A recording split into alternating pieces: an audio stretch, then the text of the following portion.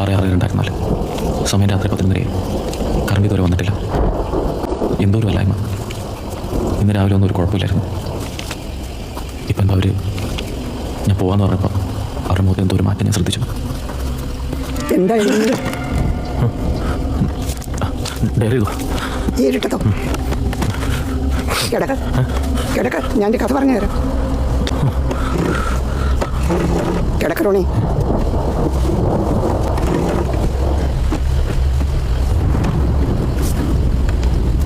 എനിക്ക് ഇംഗ്ലീഷ് അറിയില്ല. എന്തിനാ റോണി കള്ളം പറയുന്നേ? എന്നാ ശരി, നിനക്ക് ഞാൻ എനിക്കറിയാവുന്നൊരു കഥ പറഞ്ഞു തരാം. പണ്ട് ആഹേലമ്മ എന്ന് പറഞ്ഞൊരു സ്ത്രീ ഉണ്ടായിരുന്നു. അവർക്ക് 7 മക്കളായിരുന്നു. ഭർത്താവ് മഹാകുടിയനും. എന്നും റാഹേലമ്മയെ തരും. അവർ വളരെ കഷ്ടപ്പെട്ടാണ് ആ 7 മക്കളെയും പോറ്റിയത്. അങ്ങനെ കുറേ വർഷത്തെ കഷ്ടപ്പാടിന് ശേഷം മൂത്ത മകന് പട്ടണത്തിലൊരു ജോലി കിട്ടി. അവിടെ തന്നെ ഒരു ബന്ധവുമായി. പക്ഷേ കല്യാണത്തിന് ഈ മകൻ അമ്മയെ ക്ഷണിച്ചില്ല. അപ്പോഴാണ് റാഹേലമ്മയ്ക്ക് മനസ്സിലായത് മൂത്ത മകന് മാത്രമല്ല, തൻ്റെ മക്കൾക്ക് ആർക്കും തന്നെ ഒരു മതിപ്പുമില്ല. വിഷമം സഹിക്കാൻ വയ്യാതെ റാഹേലമ്മ ഒരു കയറ് കെട്ടി തൂങ്ങി മരിക്കാൻ തീരുമാനിച്ചു. ആത്മഹത്യ ചെയ്യുന്നതിന് തൊട്ടു മുമ്പ് റാഹേലമ്മയുടെ മുമ്പിൽ ചെകുത്താൻ പ്രത്യക്ഷപ്പെട്ടു. ചെകുത്താൻ റാഹേലമ്മയോട് പറഞ്ഞു, ആൾക്കാർ റാഹേലമ്മയെ ബഹുമാനിക്കാനും ഭയക്കാനും ഞാൻ സഹായിക്കാം. പകരം റാഹേലമ്മയുടെ ഭർത്താവിനെയും മക്കളെയും ചെകുത്താന് കൊടുക്കണമെന്ന് റാഹേലമ്മ സമ്മതിച്ചു. ചെകുത്താൻ അന്ന് രാത്രി തന്നെ റാഹേലമ്മയുടെ ഭർത്താവിനെ മൂത്ത 4 മക്കളെയും കൊന്നു തിന്നു. ഇളയ 3 കുഞ്ഞുങ്ങളും തീരെ ചെറുതായിരുന്നു.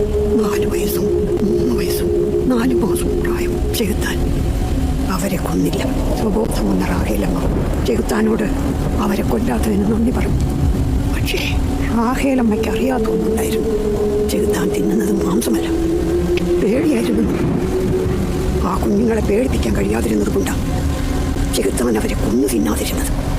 ചെകുത്താൻ പറഞ്ഞ വാക്ക് പാലിച്ചു. നാട്ടുകാർ റാഹേലമ്മയെ പേടിക്കാനും ബഹുമാനിക്കാനും തുടങ്ങി. പക്ഷേ ചെകുത്താൻ റാഹേലമ്മയെ വിട്ടുപോയില്ല. കാരണം റാഹേലമ്മയുടെ ബാക്കി 3 മക്കളും ചെകുത്താനുള്ളതായിരുന്നു. ചെകുത്താൻ മാസങ്ങളോളം കൂടെ നിന്ന് റാഹേലമ്മയുടെ കുഞ്ഞുങ്ങളെ പേടിപ്പിക്കാൻ തുടങ്ങി. അങ്ങനെ ഒരു ദിവസം കുട്ടികളിൽ മൂത്തവൻ പേടിച്ച് കരയാൻ തുടങ്ങി. ചെകുത്താൻ അവനെ കൊന്നു തിന്നു. അധികം വൈകാതെ 2ാമത്തെ കുഞ്ഞിനെ. 3ാമത്തവൻ തീരെ ചെറുതായിരുന്നു. ചെകുത്താൻ അവനെ പേടിപ്പിച്ചെടുക്കാൻ വർഷങ്ങളെടുക്കുമെന്ന് മനസ്സിലാക്കിയ റാഹേലമ്മ ചെകുത്താൻ അറിയാതെ ഒരു ദിവസം ആ കുഞ്ഞിനെ ആർക്കോ കൈമാറി. ഇതറിഞ്ഞ ചെകുത്താൻ ഭ്രാന്താൻ. ദേഷ്യം വന്ന ചെകുത്താൻ റാഹേലമ്മയെ വിട്ടുപോകാതെ നാട്ടിലുള്ള ഓരോരുത്തരെയും കൊന്നു തിന്നാൻ തുടങ്ങി. ചെകുത്താൻ ഇപ്പോഴും ആ കുഞ്ഞിനെ തേടിക്കൊണ്ടിരിക്കുക.